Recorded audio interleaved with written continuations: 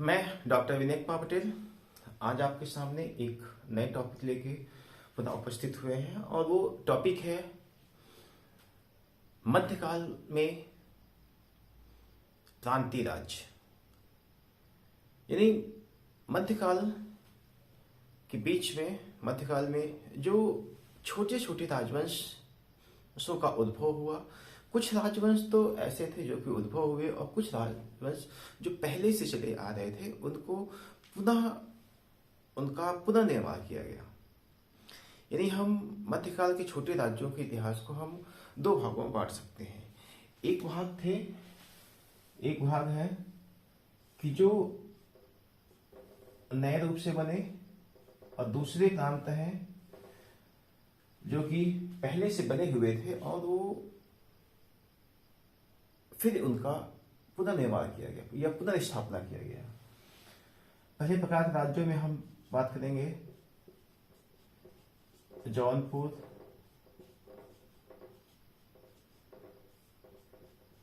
विजयनगर,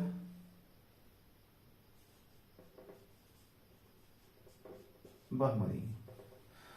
दूसरे प्रकार के राज्य जिनकी पुनर्स्थापना की गई वो है बंगाल,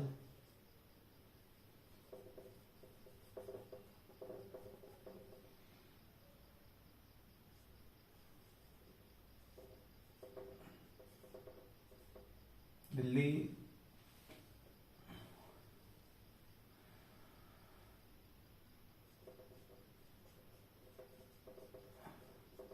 राजपूताना इत्यादि। इन दो प्रकार के राज्यों की अगर बात करें तो ये जो चाहे वो नए रूप से बने हों या फिर उनकी पुनर्स्थापना की गई है, ये कहीं ना कहीं ये राज्य जो है ये इस जो केंद्रीय सत्ता थी उनके लिए ये परेशानी भी उत्पन्न या समस्याएं भी उत्पन्न कर रहे थे। कुछ राज्य ऐसे थे जो कि केंद्रीय सत्ता का सहयोग कर रहे थे। कुछ ऐसे राज्य थे जो कि केंद्रीय सत्ता का सहयोग न करके बल्कि वो से पूर्ण रूप से वो अपना स्वतंत्र शासन स्थापित करना चाह रहे थे। तो इसी के अंतर्गत आज हम जौनपुर राज्य के बारे में आज चर्चा करेंगे।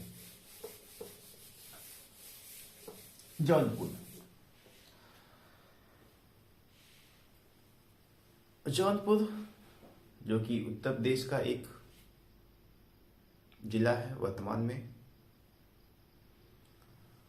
और यह जिला जो है जौनपुर जो है ये गोमती नदी के किनारे स्थित, मध्यकाल में जौनपुर गोमती नदी के किनारे एक स्थित नगर था।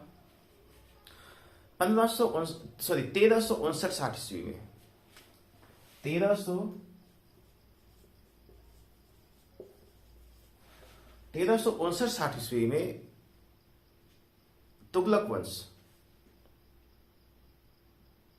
का जो महत्तम शासक था या तीसरा शासक था फिरोज शाह तुगलक ने जब अपने दूसरे बंगाल अभियान के लिए जब कूच किया तो उसने बंगाल का जो शासक था सिकंदर शाह, उसके विरुद्ध जब अपना अभियान किया तब वो जब चल रहा था बंगाल के अभियान के लिए तो जफराबाद पहुंचा। जफराबाद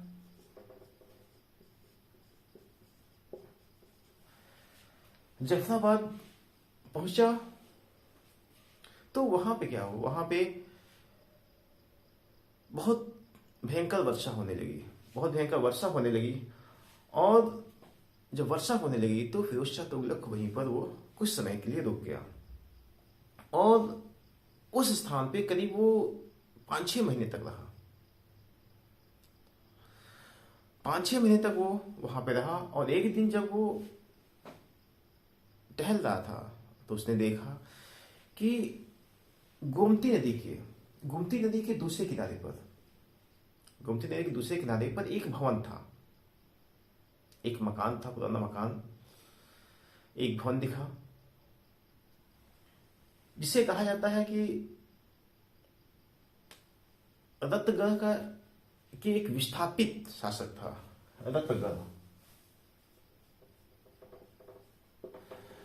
रत्तगढ़ का एक विस्थापित शासक था, यानी शासक का जो वंश था उससे कहा जाता था गहरवाल शासक।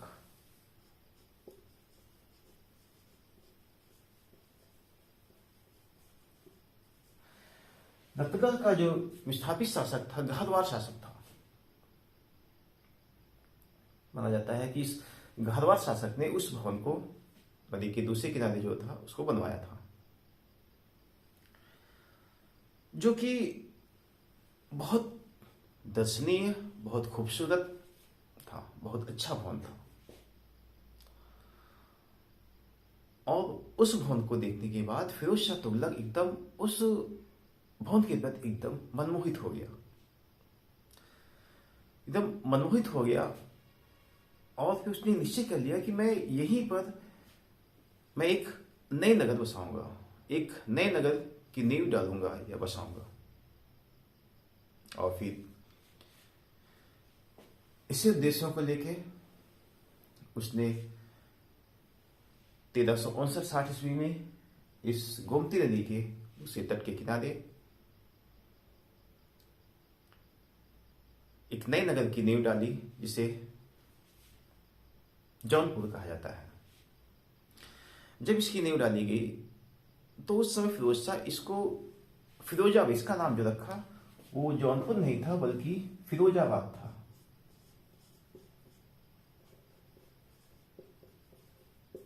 अपने नाम के अनुरूप ही उसने इस नए नगर का नाम फिरोजाबाद रखा।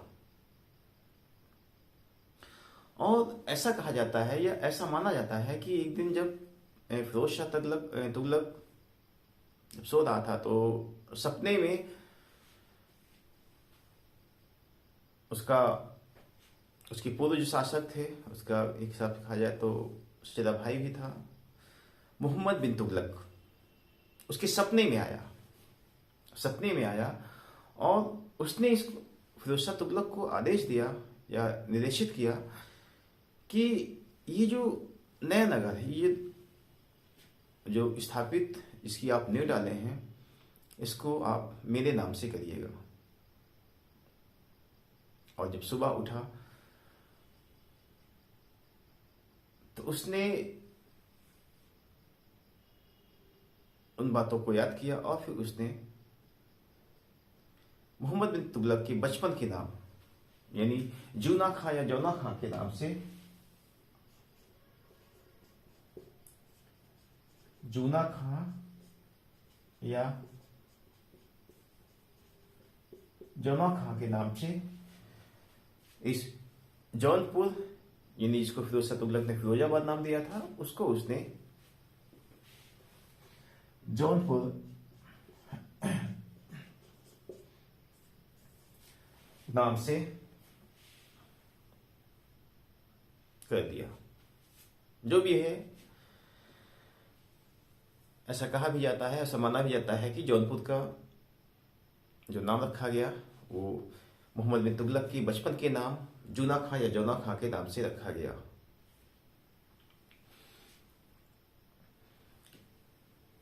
और एक समय तो फिरोज शाह इस नगर से इतना आकर्षित हो गया था कि उसको ये इस जौनपुर को शहर-ए अनवर भी कहता था।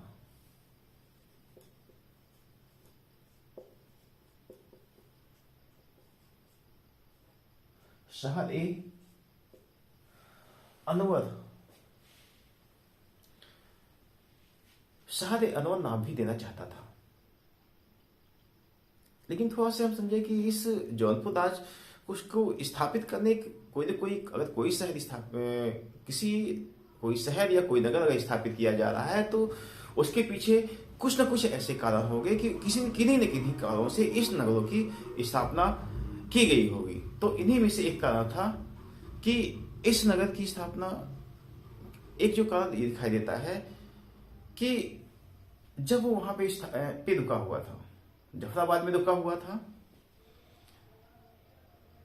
तो बरसात भी होने लगी और उसने वहीं से विचार किया कि अगर हमें बंगाल और जो उड़ीसा का जो प्रांत है, ये जो स्थान है, जौनपुर जो स्थान है, ये बंगाल और उड़ीसा के लिए एक उपयुक्त केंद्र है। अगर हमें बंगाल और उड़ीसा पर अगर हमें विजय करना है या उस पर अभियान करना है, तो हम इस जौनपुर राज को अपना केंद्र बना सकते हैं, इस जौनपुर राज को अपना केंद्र बना सकते हैं। और इसी वजह से उसने इस जौनपुर यानी एक नवीन नगर यानी जौनपुर नगर की स्थापना किया। कुछ इतिहासकार ये भी बताते हैं कि ये जो जौनपुर जहाँ पे जिस नगर की स्थापना की गई, जो शहर स्थापित किया, वो एकदम मतलब कि मेन हाईवे पे था और वो शासन की दृष्टि से वो बहुत मतलब कि शासन सत्ता की दृष्टि से बहुत उपयुक्त स्थान था। नदी के तट के पे स्थित था ही। वो व्यापार के लिए भी, जल यातायात व्यापार के लिए भी और आर्थिक दृष्टि से वो बहुत मध्य में था और इस वजह से उसने जौनपुर की स्थापना किया। लेकिन मुझे जहां तक लगता है कि इस नगर की स्थापना करने के पीछे रीजन ये था कि फिरोज शाह तुगलक को कि अगर बंगाल और उड़ीसा पे अगर कभी भी उसे सैनिक अभियान करना हुआ तो इसको अपना एक द्वितीय या दूसरा प्रशासनिक केंद्र बना सकता था। इन्हीं उद्देश्यों को लेके फिरोज शाह तुगलक ने जौनपुर नगर की स्थापना किया। और हम जानते भी हैं कि अपने साहित्य, कला और संस्कृति को लेके ये जौनपुर इतना बाद में प्रसिद्ध हो गया कि इसे भारत का सिराज या सिराज ए हिंद भी कहा जाने लगा। जौनपुर को भारत का सिराज,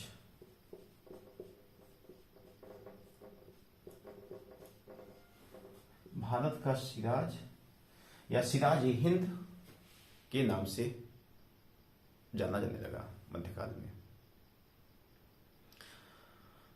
उस समय जौनपुर के एक अन्य नाम से भी जाना जाता था, जिसे ढाक ए अमन कहा जाता था। ढाक ए अमन, ढाक ए अमन का अर्थ होता है स्थली। ढाक ए अमन के नाम से भी जाना जाता है। हम बात करते हैं अब इस जौनपुर शासक को जब ये स्वतंत्र रूप से एक शहर बना या स्वतंत्र राज्य बना, और इसके पीछे एक व्यक्ति था जिसका नाम था ख्वाजा जहां मलिक सरवत। ख्वाजा जहां मलिक सरवत। जब मलिक सरवत का नाम आता है तो हमारे जहन में एक शब्द ये स्थापित हो जाता है कि अगर हम पूरे मध्यकाल की बात करें तो मध्यकाल में हमें केवल विशेषकर जो राज्य थे, तो मध्यकाल में अगर बात करें तो केवल हमें एक ही ऐसा प्रांत दिखाई देता है कि जिस राज्य की स्वतंत्र सत्ता किसी एक ट्रांसजेंडर ने की थी। मतलब किसी राज्य को स्वतंत्रता, केंद्रीय सत्ता से स्वतंत्र होने का या पूर्ण रूप से स्वतंत्र होने या स्वतंत्र राज्य बनाने की जो प्रक्रिया थी, उस राज्य को बनाने में किसी एक व्यक्ति जो व्यक्ति था वो एक ट्रांसजेंडर या हिजड़ा था। यानी हम बात कर रहे हैं मलिक सरवर की। मलिक सरवर जो कि एक ट्रांसजेंडर था, और इसी के समय जौनपुर एक स्वतंत्र राज्य के रूप में स्थापित हुआ।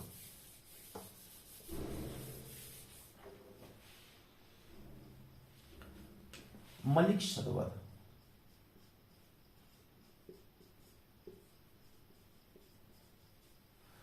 जो कि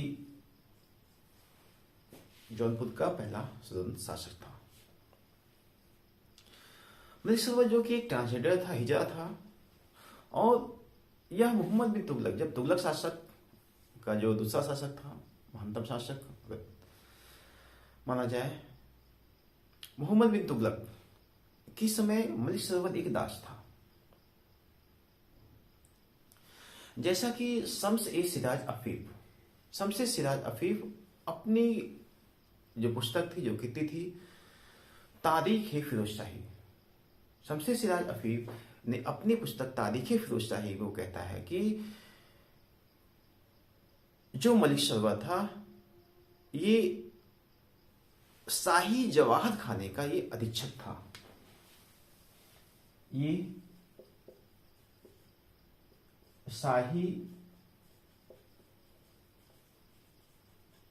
जवाहर खाने का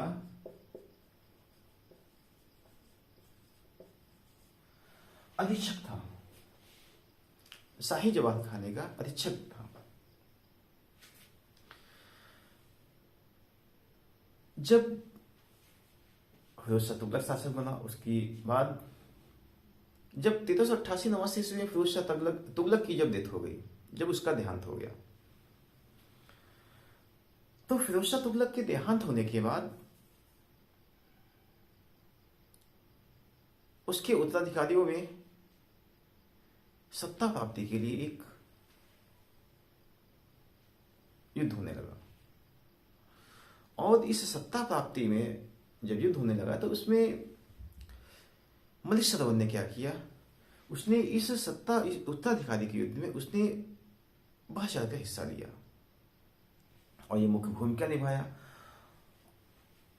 और उसके बाद जब गयासुद्दीन तुगलक द्वितीय शासक बना, जो कि कुछ ही समय के लिए रहा, फिर उसके बाद जो शासक बना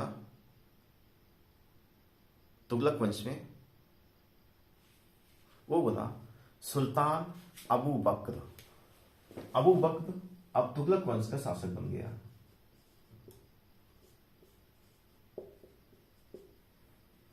अबू बक्र शासक बन गया 1389 से 90 तक।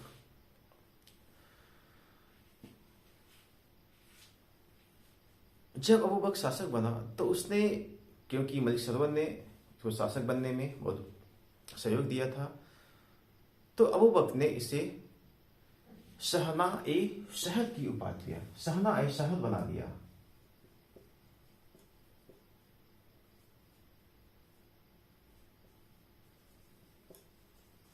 मलिक सरोवर को शहर बना दिया। इसके बाद जब अबू बक्र की जब डेथ हुई, तो उसके बाद तुगलक वंश का जो अगला शासक बना, वो नासिरुद्दीन मोहम्मद शाह बना। नासिरुद्दीन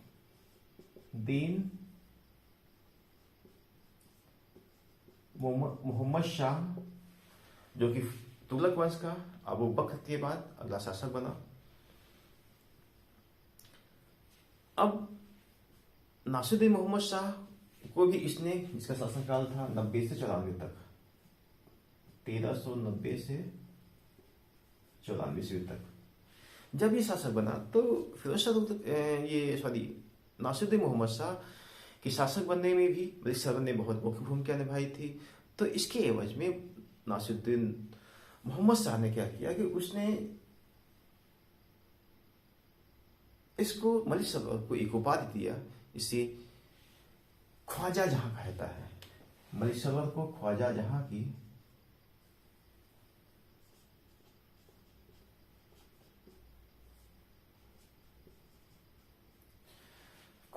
की उपाधि से विभूषित किया।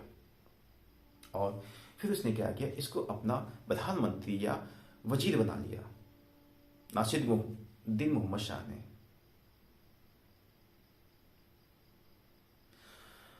और कुछ समय के बाद जब नासिरुद्दीन मोहम्मद शाह ने मलिक सरवर को जो पूर्वी राज थे, जो पूर्वी क्षेत्र थे, उसका कार्यभार भी मलिक सरवर को सौंप दिया। और जब उसे पूर्वी क्षेत्रों का जब कार्यभार सौंप दिया तो इसको एक उपाधि भी दे दिया, वो था मलिक उस सर्क। मलिक सरवर को एक अन्य उपाधि दे दिया, वो था मलिक उस सर्क। मलिक उस सर्क की भी उपाधि से घोषित कर दिया और मलिक उस सर्क की उपाधि भी दे दिया। और फिर अपने पुत्र मतलब नासिरुद्दीन मोहम्मद शाह का जो पुत्र था राजकुमार हुमायूं, जो प्रिंस हुमायूं था, उसका मलिक सरवर को गुरु भी बना दिया।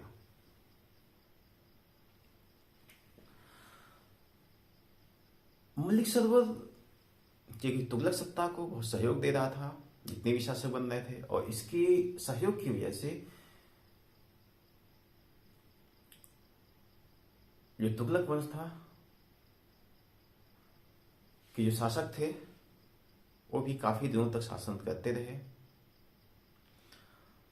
जब नासिरुद्दीन मोहम्मद शाह की जब 1394 ईस्वी में जब उसकी डेथ हो गई, तो उसके बाद तुगलक वंश का जो अंतिम शासक बना वो बना नासिरुद्दीन महमूद। नासिरुद्दीन महमूद तुगलक वंश का अंतिम शासक बना।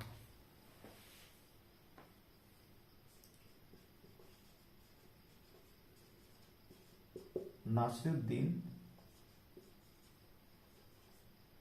महमूद 1394 से 1412 ईस्वी तक, जो कि तुगलक वंश का अंतिम शासक था। जब नासिरुद्दीन महमूद शासक बन गया तो इसके शासन बनने में भी मलिक सरवर ने बहुत चालाक किस्म का आदमी था ये, और ये हमेशा सत्ता में बना रहना चाहता था और सत्ता पक्ष का जो प्रबल दावेदार होता था उसी का ये हमेशा सहयोग करता था और उसको फायदा भी मिलता। और जब नासिरुद्दीन महमूद जब शासक बना तो इसने क्या किया, इसने मलिक सरवर को पुनः जो इनके पूर्वजों ने जो वजीर या प्रधानमंत्री का पद दिया था उसी पद पे इसे पुनः रहने दिया, इसे पुनः अपना वजीर बना लिया। और वजीर बनाने के साथ साथ अब इसे एक नए सत्ता या फिर नए पद के साथ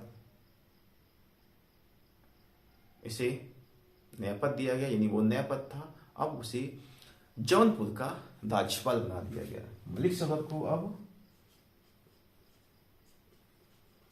जौनपुर का राज्यपाल या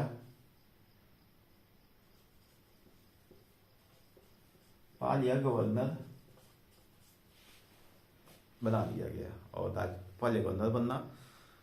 और अब मलिक सरवर के उत्थान में सभी परिस्थितियां उसकी अनुकूल होना शुरू हो गई। जब वो राज्यपाल बन गया,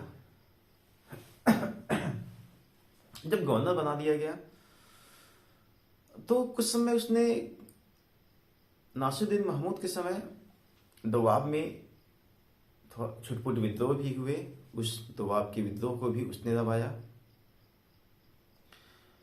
समय बीता और कुछ वर्षों के बाद जब तुगलक वंश अपने अंतिम दौर में पतन में चल रहा था, तो उसी समय दिसंबर 1398 ईस्वी में एक विदेशी आक्रांता का आक्रमण हुआ, यानी तैमूर का भारत पर आक्रमण हुआ। दिसंबर 1398 में तैमूर भारत पर नासिरुद्दीन महमूद के समय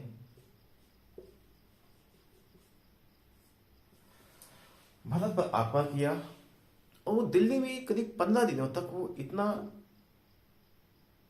कत्लेआम किया और करीब 15 दिनों तक चलता रहा।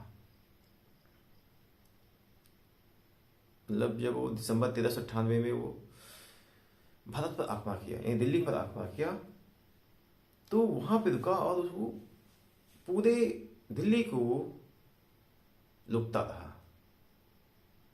और इसकी वजह से नासिरुद्दीन महमूद और जो उसका वजीर था मल्लू इकबाल और नासिरुद्दीन महमूद वो निर्बल हो गए, वो डरे सहमे वो अपनी जान बचाते भागते रहे। और जब दिल्ली पर जब तैमूर का आक्रमण हो गया तो इधर जौनपुर का राज्यपाल मलिक सतवर था। अब उसने देखा कि अब शासन सत्ता का जो केंद्रधुरी है वो अब कमजोर हो रहा है, वो कमजोर हो गया। पूरी दिल्ली में पूरी अराजकता का माहौल व्याप्त हो गया है, अराजकता का माहौल व्याप्त हो गया है। और इसी का फायदा उठा के उसने जौनपुर को एक स्वतंत्र राज्य के रूप में घोषित कर दिया, स्वतंत्र राज्य घोषित कर दिया। और जब उसने जौनपुर को स्वतंत्र राज्य घोषित कर दिया और उसके बाद उसने अपने नाम का खुतबा पढ़ाया, खुतबा भी पढ़ा और सिक्के भी जारी किए। इस तरह मलिक सतवर ने नासिरुद्दीन महमूद के समय जौनपुर की स्वतंत्र सत्ता को स्थापित किया। और इसी क्रम में उसने जब जौनपुर का को स्वतंत्रता दिला दी तो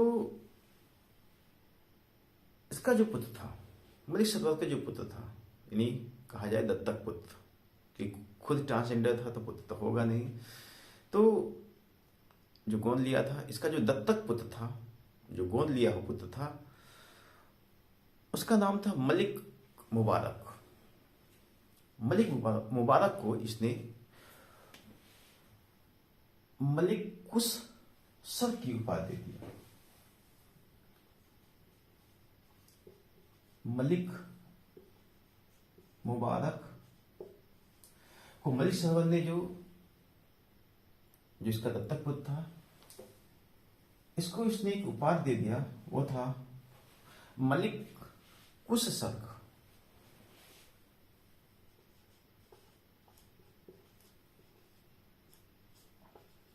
मलिक कुश सर्क, यानी सर्क अब इनकी एक पैतृक उपाधि बनना शुरू हो गया।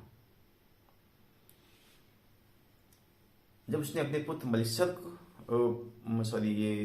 मलिक मुबारक को जब मलिक कुश सर्क की उपाधि दिया, और इसके बाद अब क्या था कि ये जो सर्क जो एक इनकी टाइटल बनना, ये नाम के आगे टाइटल लगना शुरू हो गया। और इसी सर्क से एक वंश स्थापित हुआ जिसे हम लोग सर्की वंश कहते हैं, यानी जौनपुर का सर्की वंश, मतलब जौनपुर का सर्की वंश के नाम से संबोधित करते हैं। अब क्या था कि मलिक सतवर शासक बन गया था, इसने अपने साम्राज्य का विस्तार किया और ये अब इसका नियंत्रण जो था वो अलीगढ़ से लेके बिहार के तिरहुत प्रांत तक हो गया। अलीगढ़ से लेके बिहार के तिरहुत प्रांत के कुछ क्षेत्रों पर इसने अपना अधिकार कर लिया और इन्हीं सब के एवज में इसे एक और उपाधि दी गई, कहा जाता है वो था अतबाक ए आजम। मलिक सतवर को अतबाक ए आजम भी कहा जाने लगा। अतबाक ए आजम की भी उपाधि धारण कर लिया। और इसी के समय देखा जाए तो जौनपुर को दारुश शरूद भी कहा जाने लगा। दारुश शरूद भी कहा जाने लगा।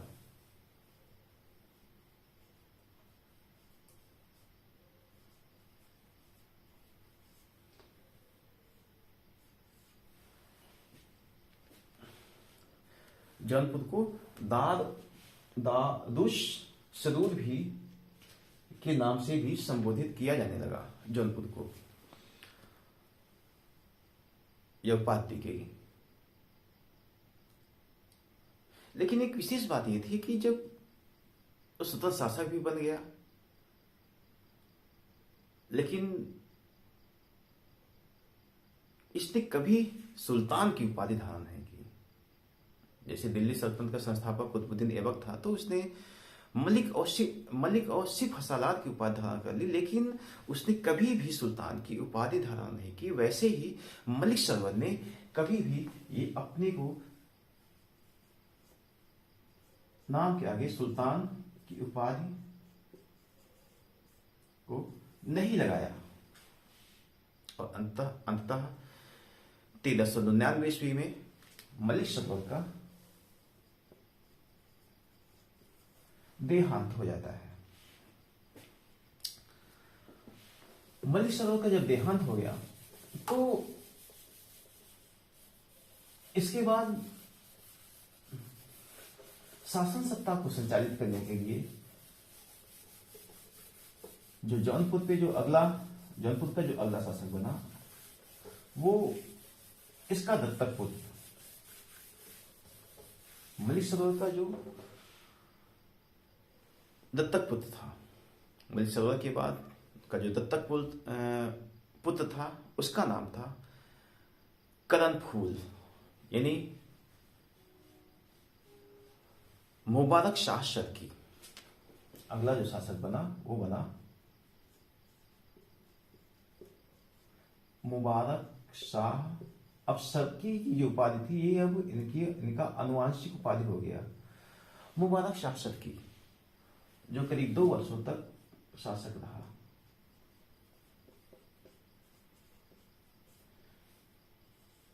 तेरह सौ 99 से 1421 तक। मलिक सरवर का दत्तक पुत्र यानी मुबारक शाह शर्की, इसके बचपन का नाम था करम फूल। करम फूल मुबारक शाह शर्की के नाम से जौनपुर की गद्दी पर बैठा। जब सत्ता ग्रहण कर लिया, तो एक इतिहासकार था जो कि सैयद वंश का जो शासक था मुबारक शाह, उसके दरबार में रहता था। वो इतिहासकार था याहिया बिन अहमद शहरिंदी। याहिया बिन अहमद शहरिंदी ने एक पुस्तक लिखी थी, उसका नाम था तारीख ए मुबारक शाही। तारीख ए मुबारक शाही में वो लिखता है कि, वो बताता है कि ये जो मुबारक शाह था, यानी मुबारक शाह शर्की जो था, जो मलिक सरवर का जो दत्तक पुत्र था, ये सैयद वंश का जो संस्थापक था खिज्र था, ये उसका भतीजा था। मतलब याहिया बिन अहमद शहरिंदी अपनी तारीख मुबारक शाही में कहता है कि कदम फूल यानी मुबारक शाह शर्की जो था, ये सैयद वंश के संस्थापक खिज्र खां का भतीजा था। जबकि कुछ विद्वान कहते हैं कि ये जो मुबारक शाह था, मुबारक शाह शर्की जो था, ये अफ्रीकी मूल का था। मतलब इसको कुछ लोग कहते हैं कि ये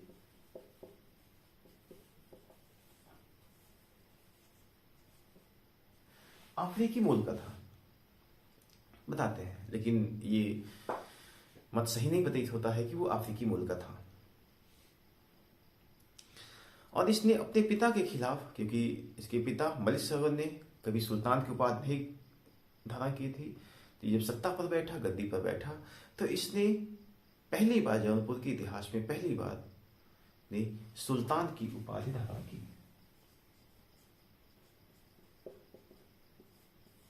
उसने सुल्तान की उपाधि धारण की और अपने नाम के सिक्के चलवाए और मस्जिद में खुतबा भी पढ़वाया।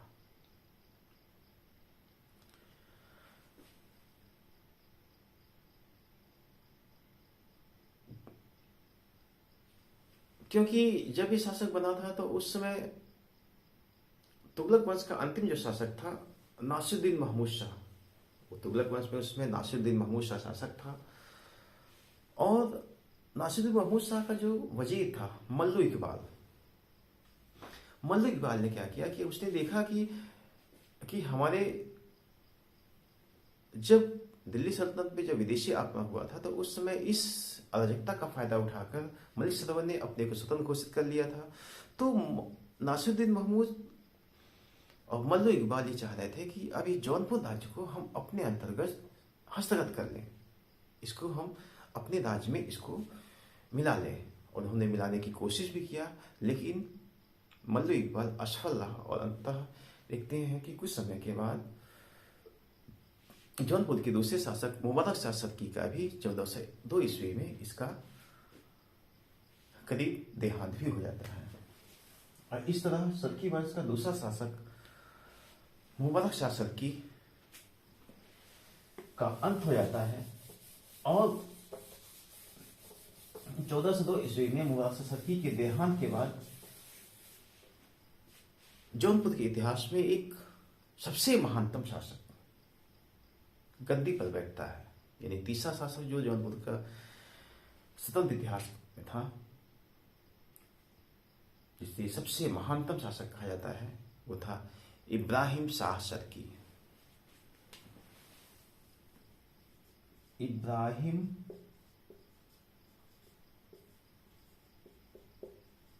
शाह सदकी 101 से लेके 1440 ईस्वी तक जौनपुर का सबसे महानतम शासक बना। इब्राहिम शाह सदकी, जो कि जौनपुर के इतिहास में या जौनपुर के सदकी वंश में सबसे महत्वपूर्ण शासक था।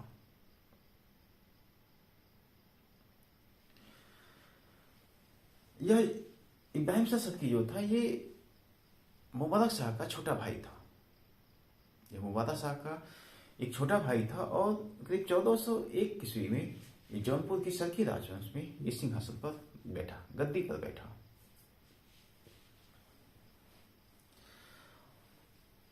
और इसके समय भी तुगलक वंश का जो अंतिम शासक था नासिरुद्दीन महमूद और उसका वजीर यानी प्रधानमंत्री मल्लू इकबाल, ये लोग भी जौनपुर को अपने अंतर्गत हस्तगत करने के लिए इब्राहिम शाह सदकी के समय भी आक्रमण किए, अभियान किया, लेकिन वो सफल नहीं हो पाए। मल्लू इकबाल सफल नहीं हो पाया। जब नासिरुद्दीन महमूद और मल्लू इकबाल ने जब जौनपुर पर आक्रमण किया, तो अब क्या था कि अब सुल्तान जो मोहम्मद था उसको, या महमूद जो था, नासिर महमूद था, उसको थोड़ा से अब अपने वजीर पे यानी कि मल्लू इकबाल पर उसके कैरेक्टर को ले भी, उसके चरित्र को लेके उसको थोड़ा सा संदेह भी होने लगा। और इसी उद्देश्य को लेके सुल्तान महमूद ने क्या किया, उसने अब गुप्त रूप से अब वो सदकी शासक इब्राहिम शाह सदकी से वो भेंट किया और उससे गुप्त समझौता भी कर लिया।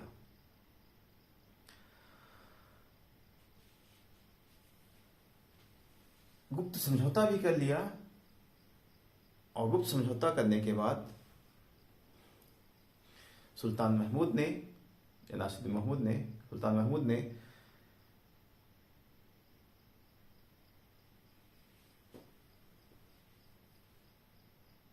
अब वो कन्नौज की ओर बढ़ा और कुछ समय के लिए सुल्तान महमूद ने कन्नौज पर भी अपना अधिकार स्थापित कर लिया।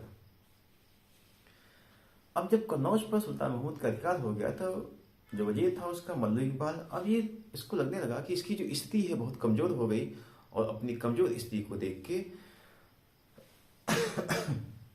वो वापस दिल्ली चला गया। कुछ समय के बाद मल्लिकवाल का ध्यान भी हो गया। और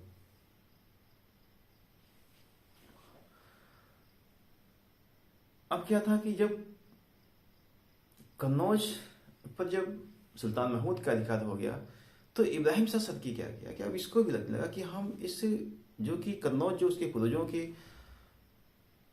अधिकार क्षेत्र में था, तो इस कन्नौज को प्राप्त करने के लिए उसने इब्राहिम शाह सदकी ने अपना अभियान भी किया। करीब 1406 ईस्वी में उसने कन्नौज पर अभियान किया और कन्नौज को विजय भी प्राप्त कर लिया।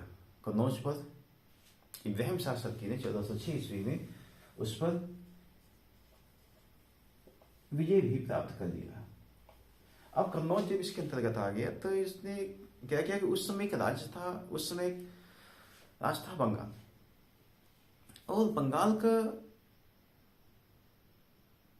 एक क्षेत्र था, वो था दिनाजपुर।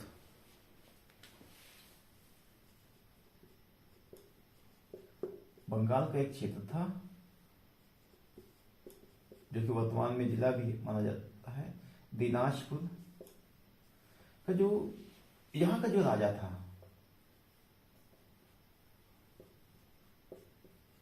दिनाजपुर का जो राजा था, राजा गणेश।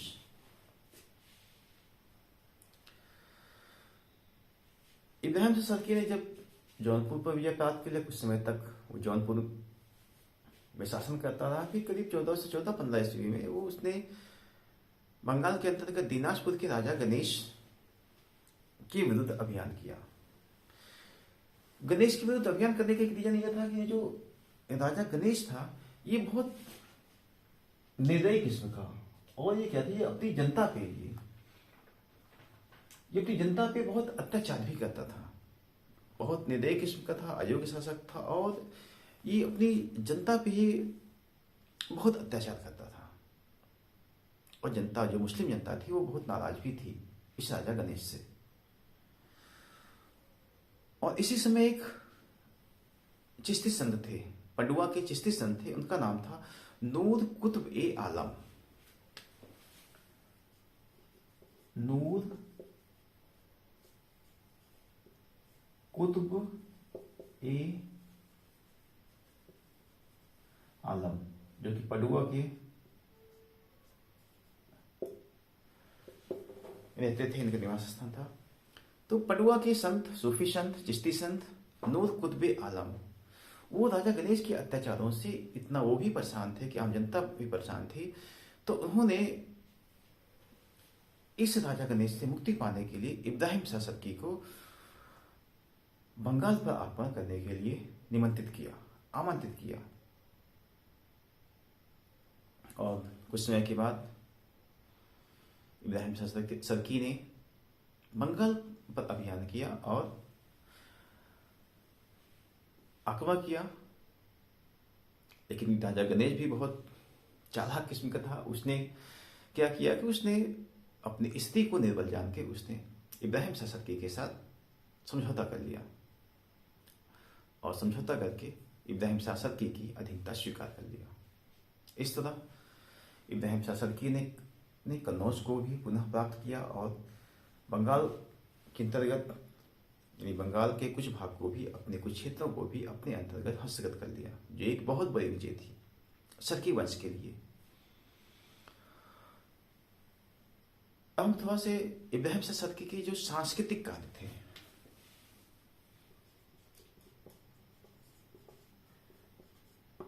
सांस्कृतिक कार्य इब्राहिम शाह सदकी के अपने शासनकाल के इसके विजयों की अपेक्षा इसके सांस्कृतिक कार्यों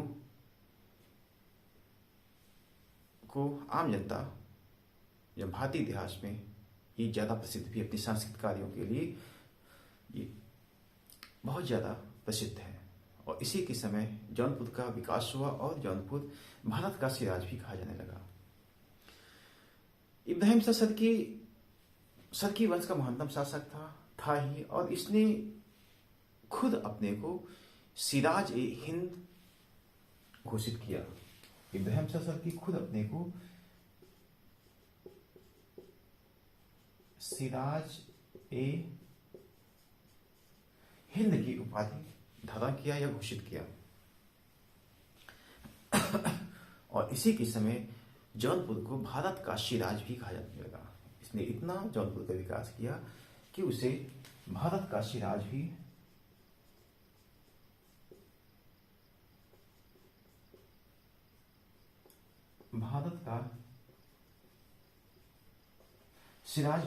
इब्राहिम शाह सर्की के समय कहा जाने लगा।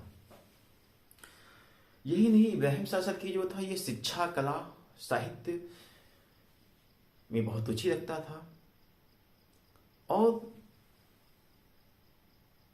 अनेक साहित्यकार और विद्वान इसकी राजसभा में को सुशोभित भी करते थे।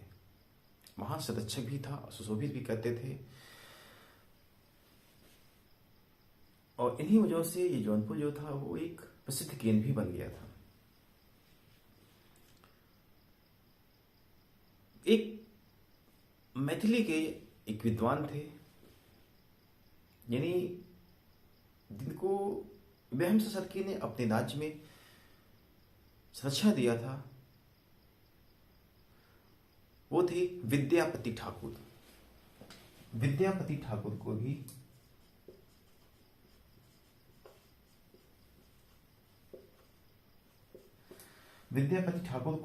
अपने दरबार में से लिया और इन्हें ने एक पुस्तक लिखी थी, उसका नाम था कीर्तिलता।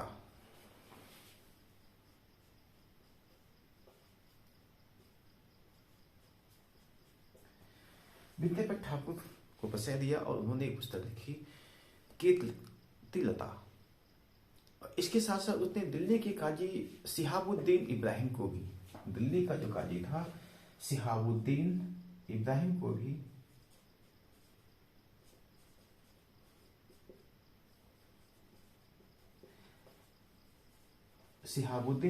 को भी अपने दरबार में संरक्षण दिया।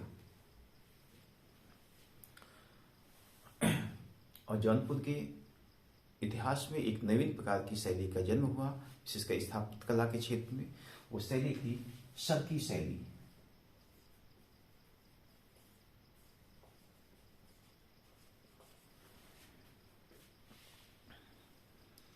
और यही नहीं, जौनपुर की जो वर्तमान में सबसे प्रसिद्ध मस्जिद है, यानी अटाला मस्जिद, 1408 ईस्वी में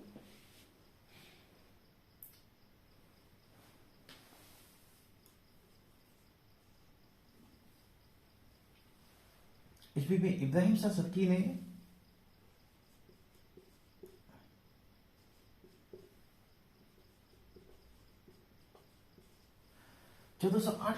इब्राहिम शाह सर्की ने अटाला मस्जिद को पूरा कराया। मैं बनाने की बात नहीं कर रहा हूं, पूरा कराने की बात करना। अभी मैं इसके बारे में आगे बताऊंगा। इतने 1408 ईस्वी में अटाला मस्जिद को पूरा कराया और इसके साथ साथ उसने जौनपुर में झांझरी मस्जिद का भी निर्माण कराया।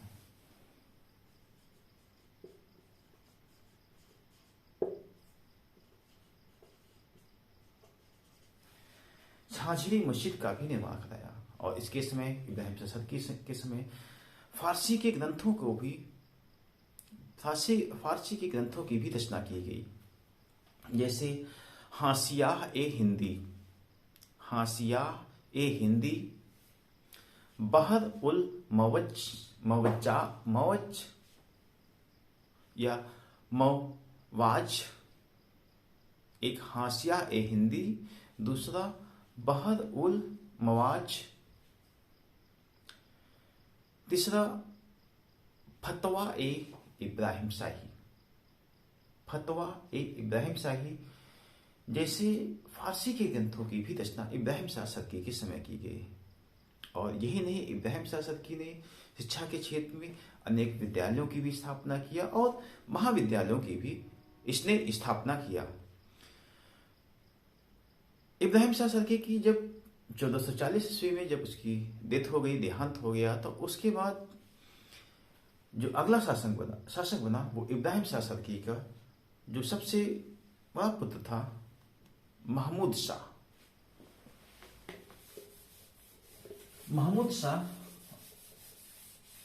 अब सबकी वंश का अगला शासक बना, जो कि इब्राहिम शासकी का सबसे बड़ा पुत्र था।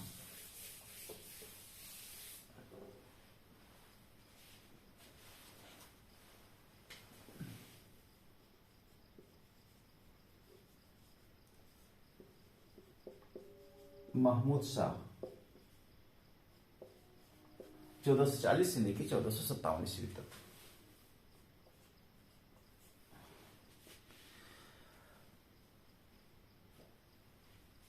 जौनपुर का जो अगला शासक बना वो इब्राहिम शासकी का सबसे बड़ा पुत्र महमूद शाह 1440 ईस्वी में सदकी वंश की सत्ता पे या गद्दी पर बैठा, आसीन हुआ। महमूद शाह जो कि बचपन में इसका जो नाम था वो था मोहम्मद शाह नाम था। पहले इसको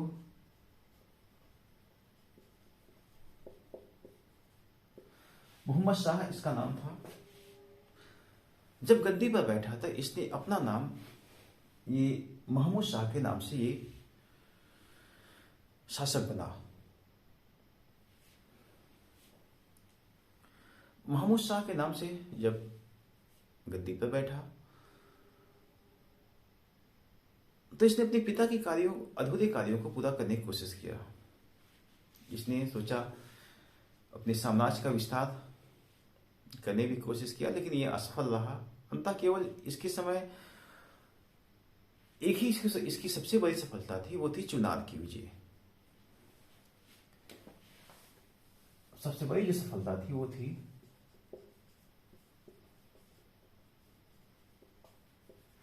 चुनाव पर विजय प्राप्त किया। इसने दिल्ली पर भी और कालपी पर भी अपना अभियान किया, उसे अपने अधीनता में लाने की कोशिश किया, लेकिन वो असफल रहा, सफलता नहीं मिली। अंततः 1457 ईस्वी में महमूद शाह का देहांत हो गया। लेकिन एक विचित्र बात थी, एक विशेष बात थी कि एक नई बात थी महमूद शाह के समय। अपनी जब इसकी डेथ होने की, मतलब इसके देहांत, अपनी मृत्यु के पहले, अपने मृत्यु के पहले इसने अपने पुत्र महमूद शाह ने अपने देहांत के पहले अपने पुत्र, यानी इसका नाम था भीखन, अपने पुत्र के नाम से इसने सिक्के भी जारी कर दिए, जो एक सतकी वंश में, जौनपुर के इतिहास में एक नई बात थी कि कोई शासक अपनी मृत्यु के पहले ही अपने पुत्र के नाम से वो सिक्के जारी कर रहा है, जो एक नई बात थी महमूद शाह के समय। जब महमूद शाह का 1457 देहांत हो गया, उसके बाद जो अगला शासक बना उसका पुत्र मोहम्मद शाह।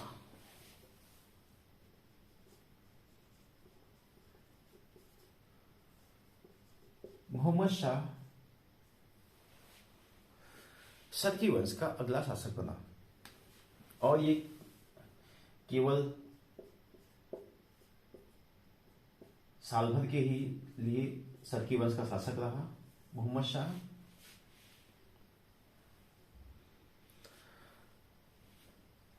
सुल्तान महमूद की मृत्यु के बाद इसकी जो पत्नी थी, सुल्तान महमूद की जो पत्नी थी बीबी राजी,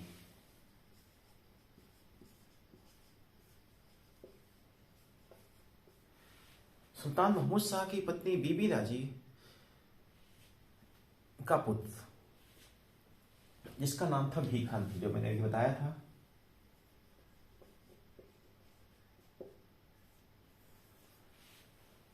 सुल्तान महमूद शाह और बीबी राजी का पुत्र भीखन को सुल्तान मोहम्मद शाह के नाम से सत्ता पर बैठाया। भीखन को सुल्तान मोहम्मद शाह के नाम से 1457 ईस्वी में जौनपुर की गद्दी पर बैठा या सत्ता पर आसीन हुआ। भीखन को ही जो कि बीबी राजी के, जो इसकी भीखन यानी मोहम्मद शाह की मां बीबी राजी के निर्देशन में ये सत्याग्रह किया।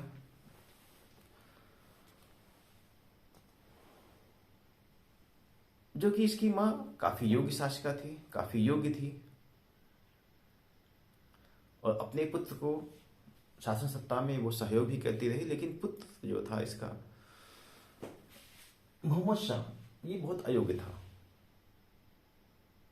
और अपनी अयोग्यता के चलते ये करीब 1 वर्ष तक शासन किया, जौनपुर की गद्दी पर बैठा। और उसके बाद इसके भाई हुसैन शाह ने सत्ता पर कब्जा कर लिया, यानी कि जौनपुर का जो अंतिम जो शासक था हुसैन शाह। हुसैन शाह ने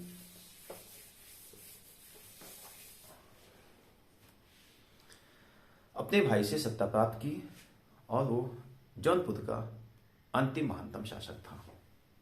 जौनपुर के लिखित इतिहास में जो अगला शासक बनता है और अंतिम शासक बनता है वो है हुसैन शाह शर्की।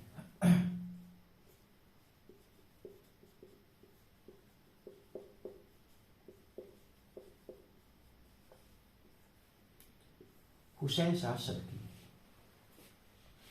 ये करीब 1458 से 1505 ईस्वी तक जौनपुर की गद्दी पर था। उसके बाद जौनपुर का विलय हो गया सिकंदर लोदी के समय। हुसैन शाह शर्की जब शर्की वंश की गद्दी पर बैठा, और ये अंतिम शासक था,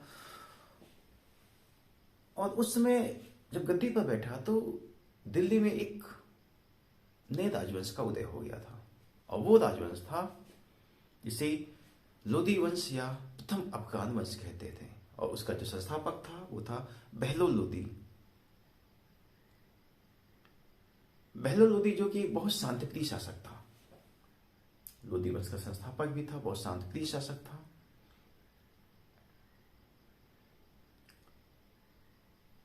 दिल्ली में शासक तो बहलोल लोदी बन गया और बना, और इधर हुसैन शाह शर्की शासक बना। जब बहलोल लोदी जब शासक बना तो उसने जिहद में शांति था ही बहलोल लोदी, लेकिन उसके जिहद में इस जौनपुर राज्य को प्राप्त करने की लालसा बनी थी।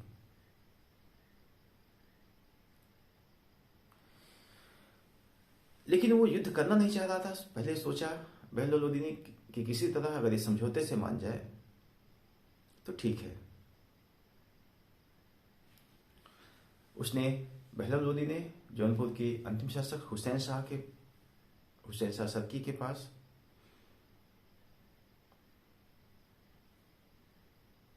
समझौते के लिए भेजा या खुद गया, और फिर हुसैन शाह और बहलोल लोदी के बीच समझौता हो गया, और ये समझौता करीब 4 वर्षों तक बना रहा। मतलब दिल्ली सल्तनत और जौनपुर वंशों के बीच ये समझौता करीब 4 वर्षों तक बना रहा। लेकिन बहलोल लोदी उतना छल कपट वाला आदमी नहीं था, बहुत शांतिप्रिय शासक था। लेकिन हुसैन शाह शर्की जो था ये थोड़ा से दूसरे प्रवृत्ति का था। 4 वर्षों के बाद इसने क्या किया कि हुसैन शाह शर्की ने कि इसने जो समझौता बहलोल लोदी के साथ किया गया था उस समझौते को इसने भंग कर दिया। उस समझौते को भंग कर दिया और इसने इटावा पर, हुसैन शाह शर्की ने इटावा पर अधिकार कर लिया। हुसैन शाह शर्की ने इटावा पर ये अधिकार कर लिया। अब बहलोल लोदी को लगने लगा, कुछ समय के बाद बहलोल लोदी ने इस जौनपुर राज्य को भी अपने अंतर्गत हस्तगत करने के लिए वो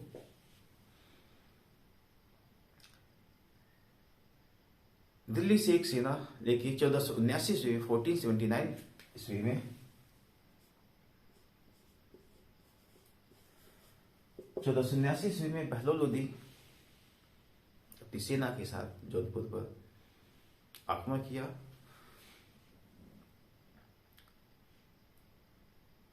और जौनपुर पर आक्रमण किया। और जौनपुर के सुल्तान हुसैन शाह सल्जूकी थे, उसने इस आक्रमण को झेल नहीं पाया और थोड़ी हल्की युद्ध हुआ। और उसके बाद 1479 ईस्वी में बहलोल लोदी ने जौनपुर को अपने अंतर्गत मिला लिया और इस तरह जौनपुर की स्वतंत्रता का हनन हो गया।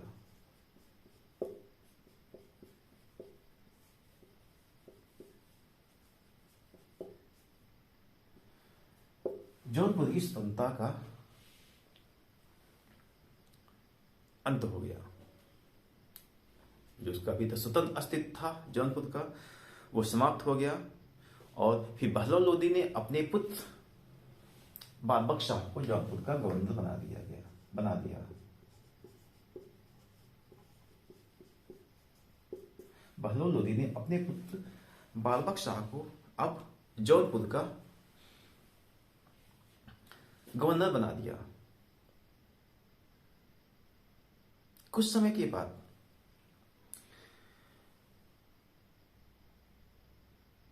जब बहलोल लोदी का देहांत हो गया जब बहलोल लोदी का देहांत हो गया तो उसके बाद हुसैन शाह सल्जूकी उसने क्या किया कि उसने जिन क्षेत्रों को बहलोल लोदी ने अपने अंतर्गत हस्तगत कर लिया था और उसके पुत्र बाबक शाह को, जो कि जौनपुर का गवर्नर बना दिया था, हुसैन शाह सल्जूकी ने उसको परेशान किया और उसने फिर जौनपुर पर फिर अपना कुछ समय के लिए अपना कुछ अधिकार जमाए रखा। जब सिकंदर लोदी जब वो शासक बना तो उसने इस जौनपुर राज्य को पुनः अब स्वतंत्र सत्ता नहीं स्थापित कर, बल्कि वो पुनः अब चाह रहा था कि अब मैं इस जौनपुर राज्य को दिल्ली साम्राज्य में अब इसको मैं विलय करके छोड़ूंगा। इसके पीछे एक रीजन, एक कारण ये भी था सिकंदर लोदी का आक्रमण करने का। ये वही सिकंदर लोदी है जिसने, जो कि लोदी वंश का महानतम शासक था, जिसने आगरा की स्थापना की। आगरा उत्तर प्रदेश का जो 7वां अजूबा ताजमहल है आगरा में, यानी आगरा शहर की स्थापना 1504 ईस्वी में सिकंदर लोदी ने की और फिर 1506 ईस्वी में उसने आगरा को अपनी राजधानी बना लिया। और अभी तक जो राजधानी दिल्ली थी उसकी जगह पे दिल्ली सल्तनत की राजधानी अब लोदी वंश के शासक सिकंदर लोदी के समय आगरा बन गई और आगे के शासकों के लिए आगरा राजधानी रही। तो सिकंदर लोदी का जौनपुर पर आक्रमण करने का या हुसैन शाह सल्जूकी के ऊपर आक्रमण करने का एक रीजन ये था कि उस समय एक विद्रोही था, उसका नाम था बचबोती राजपूत जोगा। बचबोती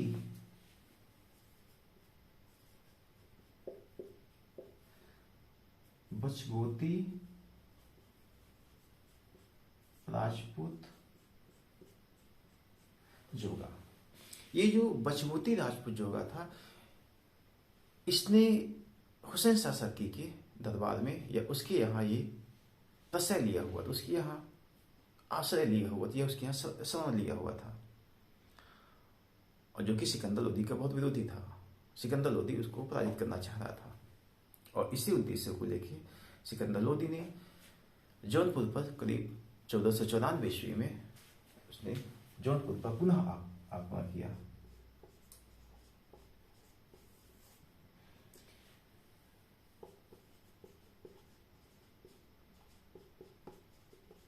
सिकंदर लोदी ने 1494 ईस्वी में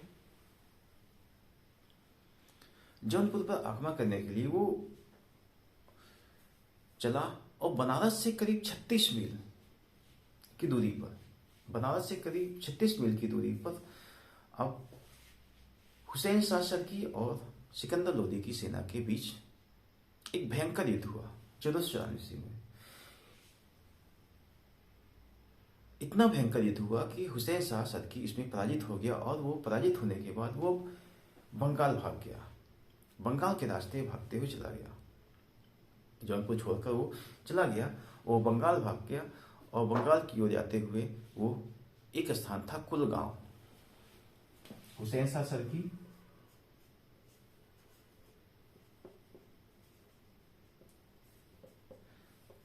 कुलगांव बंगाल में ही था।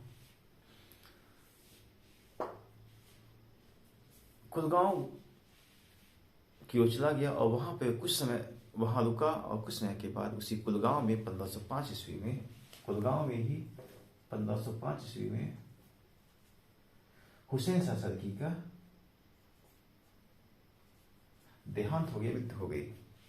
और इस तरह सिकंदर लोदी के समय अंतिम रूप से जौनपुर का दिल्ली सल्तनत में विलय हो गया। सिकंदर लोदी के समय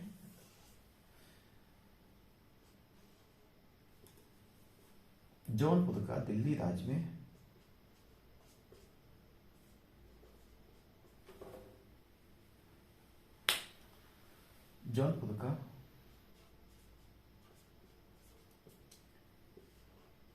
विलय हो गया। इस तरह जौनपुर साम्राज्य का अस्तित्व समाप्त हो गया सिकंदर लोदी के समय। अब हम थोड़ा से जौनपुर का साहित्यिक इतिहास, सांस्कृतिक इतिहास देखते हैं। जौनपुर के जो सरकी शासक थे, लोगों ने कुछ सरकी शैली के अंतर्गत कुछ इमारतें बनवाई थी, उसको थोड़ा सा देख लेते हैं।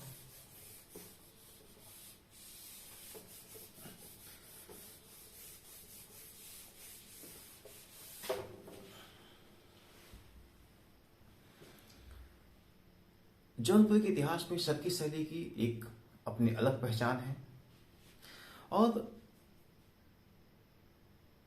जौनपुर की मस्जिदों की एक विशेष बात यह है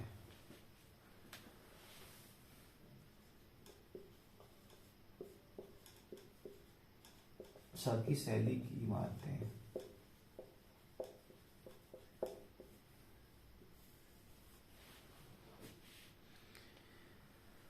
सरकी शैली के अंतर्गत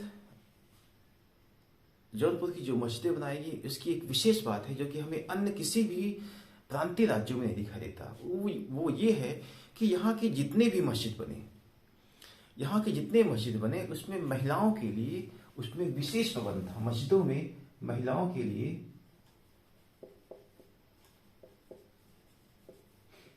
विशेष पसंद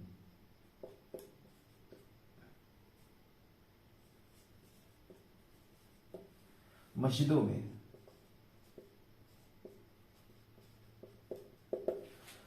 में महिलाओं के लिए विशेष प्रबंध रहता था, जो कि एक जौनपुर के सरकी वंश के लिए, जौनपुर के इतिहास के लिए विशेष बात थी, जो कि हमें अन्य कहीं पर भी नहीं दिखाई देती। और सरकी शैली की एक प्रमुख विशेषता ये थी कि इसमें विशाल जो गुंबद होते थे, बहुत विशाल गुंबद बनते थे और जो मेहराबें होती थी वो बहुत ऊंची होती थी।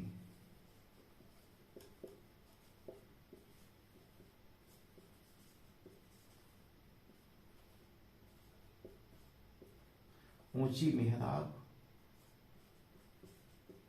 विशाल गुंबद, ऊंची मेहराब, जो कि एक बहुत विशेष बात थी सरकी वंश के लिए। और जो इमारतें होती थी जौनपुर की वो बड़ी बड़ी और विशाल ढलुआ दीवार, मतलब दीवारें जो है ढलुआ दीवारें होती थी और इनके जो स्तंभ थे ढलुआ दीवार और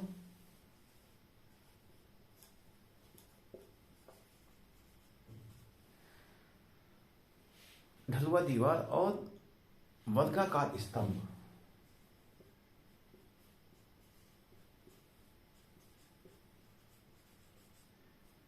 ढलुआ दीवार और वर्गाकार स्तंभ। तब भवनों की जो इमारतें थी उनकी सुंदरता बढ़ाने के लिए उसमें जो जालियां होती थी वो संगमरमर की बनाई जाती थी। मतलब कि भवनों की या इमारतों की सुंदरता बढ़ाने के लिए उसमें संगमरमर की जालियां भी बनाई जाती थी। और ये जो जालियां होती थी वो उस बरामदे, छोटे छोटे बरामदे थे उनके घेरे हुए रहते थे। उनको घेरे भी रहते थे और बरामदों में संगमरमर की जालियां भी लगाई जाती थी। और इसी के साथ साथ हमें ये जौनपुर शैली में एक विशेष बात ये थी कि जो भी इमारतें बनी हैं, मस्जिदें बनी हैं, उनके अगल बगल हम देखेंगे तो हमें छायादार वृक्ष भी मिलते हैं। छायादार वृक्ष भी या पौधे, पेड़ पौधे भी हमें प्राप्त होते हैं। इसके अलावा एक विशेष बात यह थी कि जो हमें अन्य किसी भी शैली में नहीं दिखाई देता, कि जो मस्जिदें होती थी उसमें जो मीनारें होती थी वो हमें स्वतंत्र रूप से दिखती नहीं थी।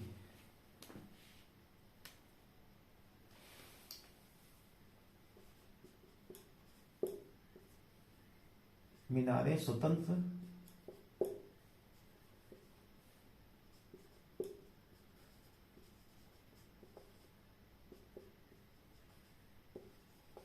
नहीं थी मस्जिदों में। मस्जिदों में मीनारें स्वतंत्र रूप से हमें दिखती नहीं थी,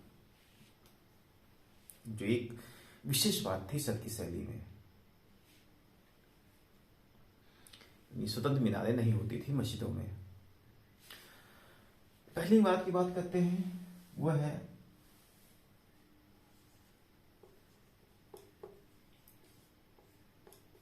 शाही किला, या इसको हम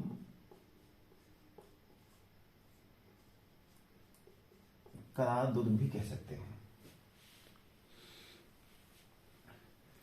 शाही किला या करार दुर्ग सर की शैली की पहली इमारत, मुख्य इमारत थी।